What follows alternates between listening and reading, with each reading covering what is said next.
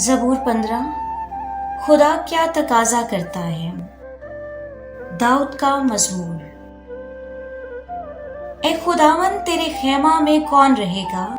تیرے کوہ مقدس پر کون سکونت کرے گا؟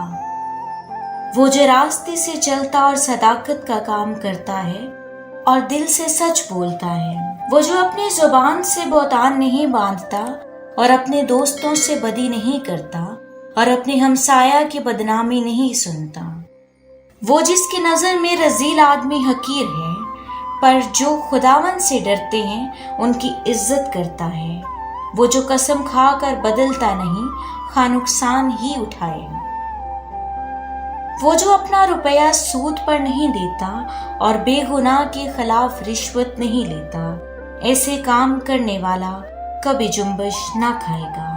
آمین۔